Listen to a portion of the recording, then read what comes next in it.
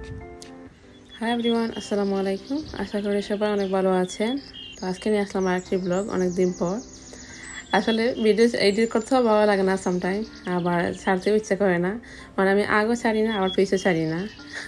অনেক সময় ভাবি যে না ইউটিউবে আর ভিডিও আপলোড করবো না, এসব না, পরে আবার ভাবি যে না আপলোড করি, যেহেতু ভিডিও করেছি সেগুলো আপলোড করে ফেলি। যাই হোক, আজকে আমার গার্ডেনের লাউ দিয়ে আমি চিংড়ি দিয়ে রান্না করব, সেটা একটি ব্লগ আমি শেয়ার করলাম। আজকে আমার হাজব্যান্ডের হাতের কিছু রেসিপিও শেয়ার করব, রেসিপি না আর কি, কিছু খাবার উনি বানিয়েছেন চিংড়ি মাছ দিয়ে আর কি, সেগুলোও আমি শেয়ার করব। আর কিছু বারবিকিউ করবো ভাবছি আজকে। অনেক ঠান্ডা ঠান্ডা দিন ছিল আর অনেক বাতাস ছিল ওই দিন, যেহেতু অনেকদিন আগের এই ব্লগটা ছিল, তো আজকে আপলোড করছি। আমি কখনো ভাবিনি যে আমার গার্ডেনে গাছ লাগিয়ে, মানে লাউ গাছ লাগিয়ে লাউ ফেরে আমি খাবো, এই আশায় কিন্তু আমি গাছ লাগাইনি। আমি গাছ লাগিয়েছিলাম যে একটু শুটকি শাক এসব খাবো। তারপর ধরতে না ধরতে 2টা লাউ কিন্তু আমি খেয়ে ফেলেছি, মাশাল্লাহ। একটা লাউ, এটা ছিল প্রথম লাউ।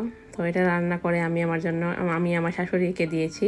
তো ভাবলাম যে আজকে যেহেতু লাউ মানে পারছি আর কি, সেজন্য কিছু মরিচও আমি পেরে নিচ্ছি, যেগুলো পোক্ত হয়েছে আর কি, সেগুলোই আর কি। কিছু কাঁচামরিচ, নাগামরিচ পেরে নিচ্ছি।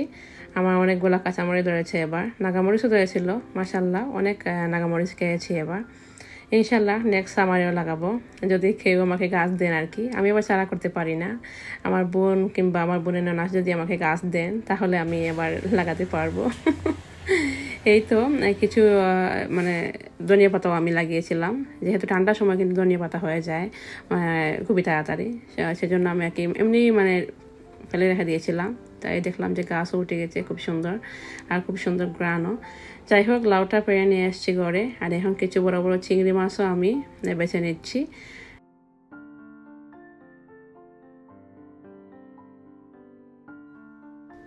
তো বড় বড় চিংড়ি মাছগুলো আমার বেছে নেওয়া হয়ে গিয়েছে, ধুয়ে ভালোভাবে ক্লিন করে রেখেছি পানি ঝরার জন্য। আমি লাউটা পরে বসাবো, তার আগে দেখে নিই যে আমার হাজব্যান্ডের কিছু একটা বানিয়ে নিচ্ছেন, টিকটকে কি একটা রেসিপি দেখেছেন উনি। তো কর্নফ্লাওয়ার এগুলো ডুবিয়ে ডিম দিয়ে মানে খুব সুন্দর করে ফ্রাই করে নিচ্ছে, আর ওইখানে আলাদাভাবে সসও তৈরি করেছে। তারপর চিংড়িগুলো ভেজে ভালোভাবে ক্রিস্পি করে ওই সসে আর কি মিশিয়ে নেবেন, খুবই সুন্দর।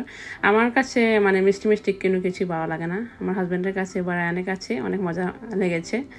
আমি একটা খেয়েছি মাত্র, আমার জাল জাল টাইপের ওইগুলোই ভালো লাগে।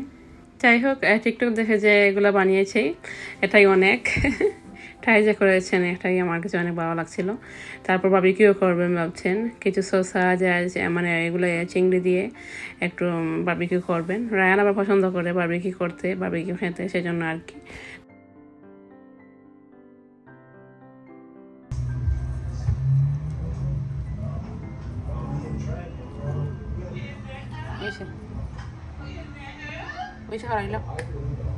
এই তো আমার গাছের প্রথম লাউটা, অনেক কি বলবো, এটাকে কচি লাউ বলে।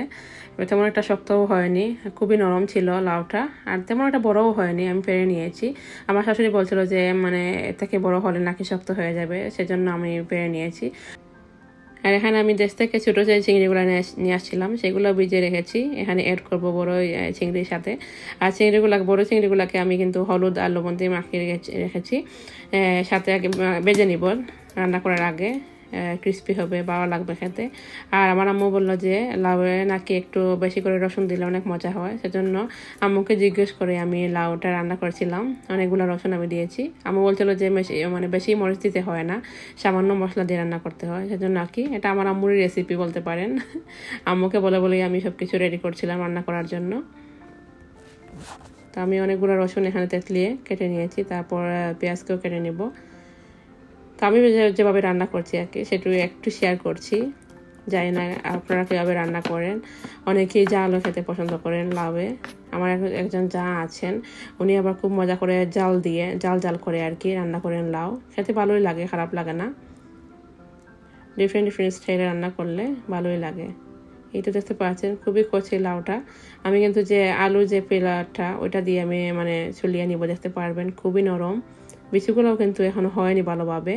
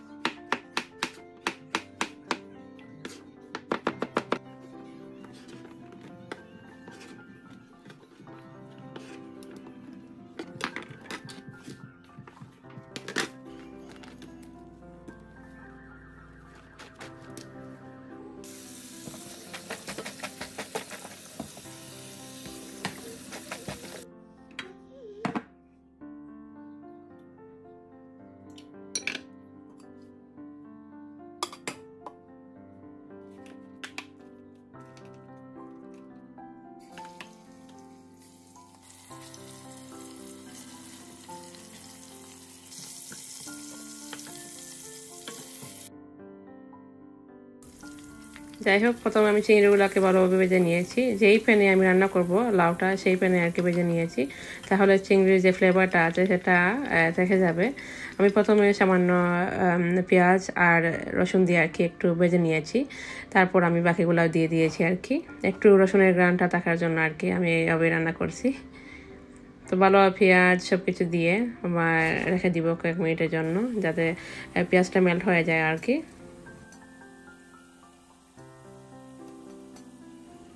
তো পেঁয়াজকে আর রসুনকে ভালোভাবে ভেজে নেওয়ার পর আমি এখানে দিয়ে দিয়েছি হলুদ গুঁড়া, সামান্য ধনিয়ার গুঁড়া, সামান্য জিরা গুঁড়া আমি অ্যাড করছি এখানে, সামান্য দিয়েছি জিরা গুঁড়া আর কি, তেমন একটা দেয়নি।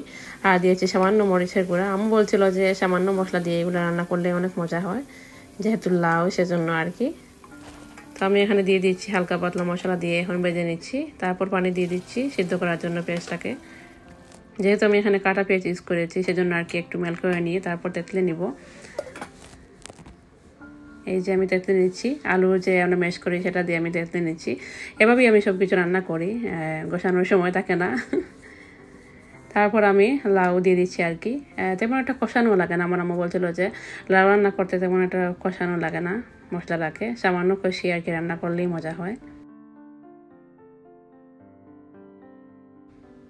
আর এখানে আমি কিছু কাঁচামরিচও দিয়ে দিচ্ছিলাম লাউয়ে দেওয়ার জন্য, আমার গাছ থেকে পেরে আনা যে সেই কাঁচামরিচগুলা। এখানে আমি কিন্তু নাগামরিচও পেরেছি, তারপর আমি বাদ দিয়ে যখন খাবো তখন দেখাবো। আমার গাছের নাগামরিচে অনেক সুন্দর গ্রান আর খেতে অনেক মজা, তেমন একটা জাল না কিন্তু অনেক মজা। আমার তেমন একটা জালও পছন্দ না, হালকা পাতলা যে জালগুলা আছে মরিচে সেগুলোই পছন্দ খেতে। এই তো লাউটা শুদ্ধ হয়ে গিয়েছে, আমি এখন দিয়ে দিচ্ছি চিংড়িগুলা, ছোটো যে চিংড়িগুলা সেগুলা আর ফ্রাই করা যেগুলা সব কিছু একসাথে দিয়ে দিচ্ছি।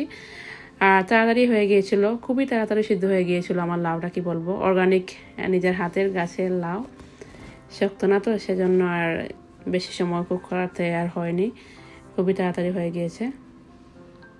আর ওইদিকে আমি আরও কিছু মানে শুটকি তরকারি মানে আগের ছিল সেগুলো গরম করতে বসিয়ে দিয়েছি। আর লাউয়ে অনেক গোলা ধনিয়া পাতা দিলে অনেক সুন্দর গ্রান আর মজাও হয়, তো আমি অনেক বেশি করে ধনিয়া পাতা দিয়ে দিয়েছিলাম। এই তো লাউ রান্না শেষ, মাখা মাখা করে রান্না করেছি। আর এদিকে ছিল শুটকি আর আলু। এই তো কিছু লাউ আমি আমার শাশুড়ির জন্য তুলে রাখছিলাম, মানে যাবো আর কি বিকালের দিকে আমার শাশুড়ির বাসায়, তখন নিয়ে দিয়ে আসবো।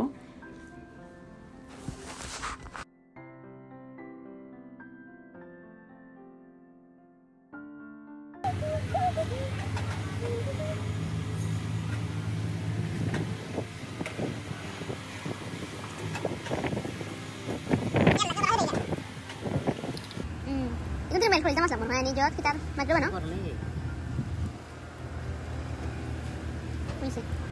যাই হোক, আমার রান্না বান্না করা শেষ। আর এদিকে আমি কিছু চিংড়িকে কিছু মশলা দিয়ে মাখিয়ে দিয়েছিলাম, আমার হাজব্যান্ড পছন্দ করেন সেজন্য আর কি একটু বারবিকিউ করে নিচ্ছেন।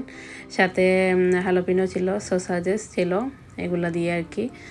ঠান্ডার মাঝে কিন্তু বারবিকিউ করতে ভালোই লাগে, খারাপ লাগে না। আমরা তো নর্মালি শীতের সময় বারবিকিউ করি বাংলাদেশে, আর লন্ডনে আমরা সামারেই করি। তো শীতের সময় কোনো সময় করা হয় না বারবিকিউ এই দেশে। যাই হোক, খুবই সুন্দর একটা মানে স্মেল বের হচ্ছিল। আর এই যে আমি খাবার নিয়ে বসে গিয়েছি, সাথে নাগামরিচ ছিল, লাউ রান্না সাথে নাগামরিচ, খুবই মজা লেগেছিল মাশাল্লাহ।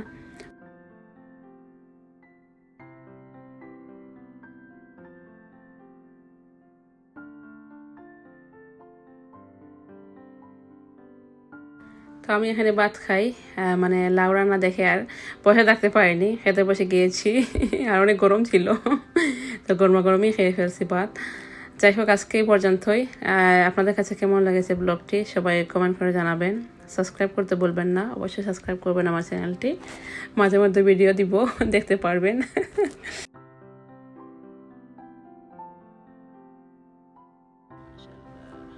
আমার খাওয়া শেষ করতে করতে ওনাদের খাবারও রেডি হয়ে গিয়েছে, রায়ানের বাবার খাবারটাও রেডি, তো ওনারাও এখন খেয়ে ফেলবেন। আর রায়ানও চলে আসছেন আমাকে হেল্প করতে, বলছিলেন যে হ্যাঁ ওগুলো মানে উল্টে দিবেন, এখনও হয় নাই সব কিছু। তো বললাম যে আসলে তুমি তো হয় নাই এখনও, তোমার হাত লাগলে হয়ে যাবে সব কিছু। তো উনি আবার উপরে উপরে বাটার লাগিয়ে দিচ্ছিলেন। রায়ান আবার এগুলা করতে খুবই পছন্দ করে ওর বাবার মতো। এই তো নিজের সেলফি নিজে তুলে নিচ্ছে নিজের খাবারগুলা। আর ওইদিকে ডিমের যে কুসুম ছিল এখানে আর কি। আমি বলছিলাম যে এগুলো কি করব, ওইখানে দিয়ে দিই হয়ে যাবে, তারপর কুসুমটা খেয়ে নিব। আমার হাজব্যান্ডকে ডিমের যে সাদা অংশ দিয়ে কি করেছিলেন চিংড়ি ফ্রাই, সেগুলো আর কি। যাই হোক, সবাই ভালো থাকবেন, আমার জন্য দোয়া করবেন। আল্লাহ হাফিজ।